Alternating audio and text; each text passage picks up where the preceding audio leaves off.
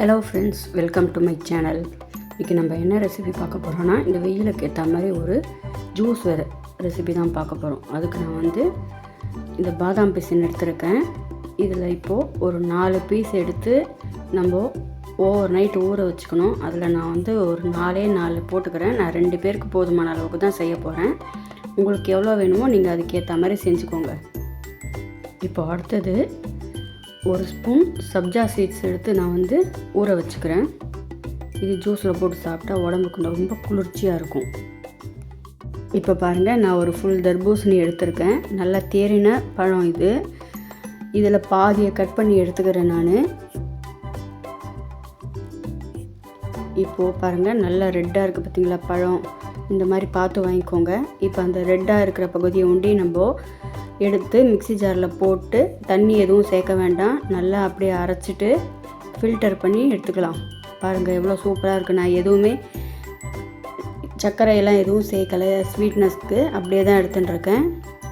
இப்போ இதோட கூட நம்ம ஊற வச்ச அந்த பாதாம் பிசின் எப்படி சூப்பராக நல்லா ஜெல்லி மாதிரி வந்திருக்கு பாருங்கள். இந்த தர்பூசணியும் உள்ளே சேர்த்துடலாம். அதுக்கப்புறம் நம்ம சப்ஜா சீட்ஸ் ஊற வச்சோம் இல்லையா, அதையும் உள்ளே சேர்த்துடலாம்.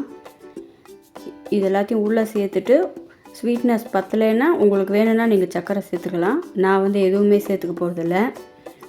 அந்த தர்பூசணியோட ஸ்வீட்டே ரொம்ப நல்லா இருந்தது, சூப்பராக இருந்தது. நல்ல பழம், செம்ம தித்திப்பு. அதனால் எனக்கு அது ஒண்டியே போதும். நல்லா மிக்ஸ் பண்ணிவிட்டு ஐஸ் க்யூப் வேணுன்னா போட்டுக்கலாம். நான் ஐஸ் க்யூப்லாம் போட போகிறதில்ல.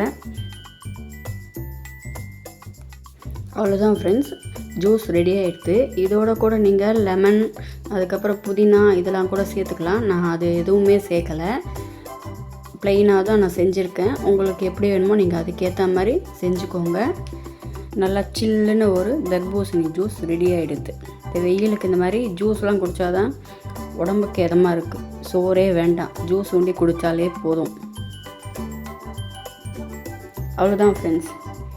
இந்த வீடியோ பிடிச்சா லைக் பண்ணுங்கள், ஷேர் பண்ணுங்கள், கமெண்ட் பண்ணுங்கள். மற்றும் நம்ம சேனலுக்கு சப்ஸ்கிரைப் பண்ணிக்கோங்க. புதுசாக பார்க்குறவங்க மறக்காமல் சப்ஸ்கிரைப் பண்ணி சப்போர்ட் பண்ணுங்கள் ஃப்ரெண்ட்ஸ். தேங்க்யூ.